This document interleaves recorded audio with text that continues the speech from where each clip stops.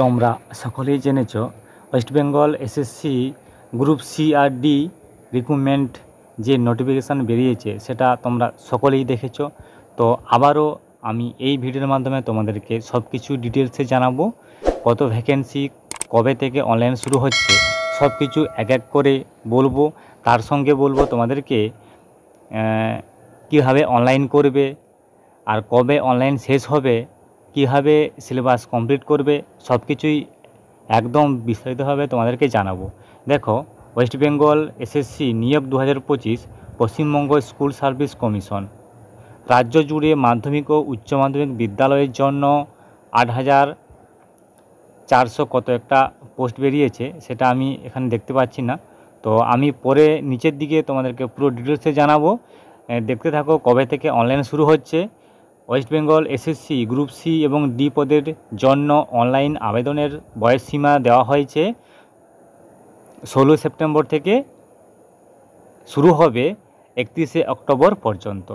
ঠিক আছে, এবার দেখো পরবর্তীতে কীভাবে তোমাদেরকে শূন্যপদগুলো বিভাজন করা আছে সেটা তোমরা দেখতে পাচ্ছ। এখানে দেখো, বিজ্ঞপ্তি অনুসারে মোট শূন্যপদের সংখ্যা 8,477টি পদ রয়েছে। এর মধ্যে রয়েছে গ্রুপ সি অর্থাৎ হচ্ছে ক্লার্ক এবং অধীনে 2,989টি পদ, এবং গ্রুপ ডিতে রয়েছে শূন্যপদ। এরপরে দেখো, এই পাশে দেখতে পাচ্ছ পোস্ট বিভাগ দেওয়া আছে, কি পোস্ট দেওয়া আছে আর শূন্যপদের সংখ্যা দেওয়া আছে।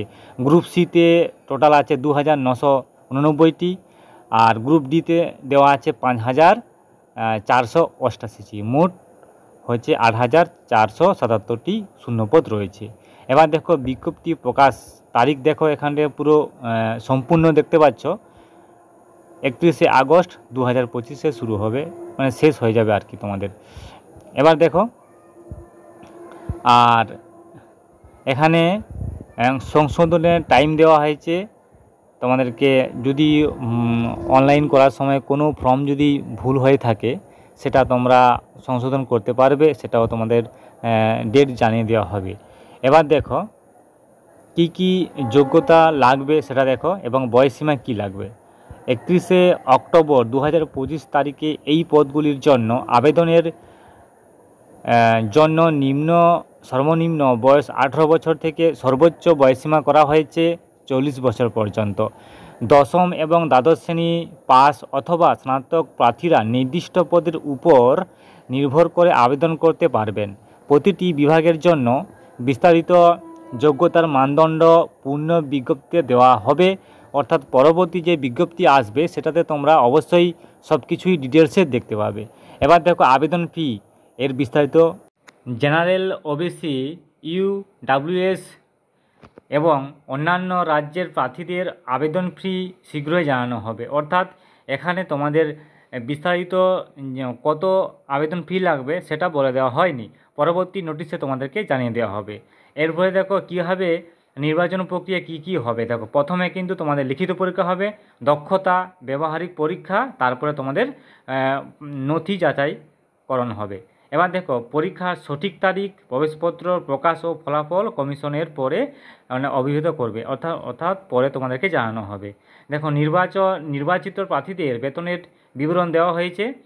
তোমরা অন্যান্য ভাতা ছাড়া 26,605 টাকা পাবে, আর 29,905 টাকা। এবার দেখো কি কিভাবে তোমাদের নিয়োগ প্রক্রিয়া, আবেদন প্রক্রিয়া সম্পূর্ণ করবে। দেখো টোটাল 5টা ধাপ আছে, তোমাদেরকে এই 5টা ধাপে তোমাদেরকে পূরণ করতে হবে।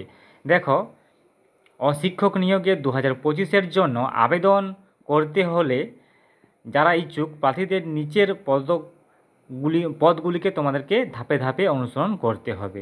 প্রথম ধাপ দেখো, অফিসিয়াল ওয়েবসাইটে তোমাদেরকে যেতে হবে। তারপরে 2 নম্বর ধাপ দেখো, গ্রুপ সি বা ডি নিয়োগ 2025 বিভাগের অধীনে অনলাইনের আবেদন করুন, সেখানে ক্লিক করবেন। তারপরে 3 নম্বর দেখো, সঠিক ব্যক্তিগত, শিক্ষাগত এবং যোগাযোগের বিবরণ সহ অনলাইন আবেদন ফর্ম পূরণ করতে হবে।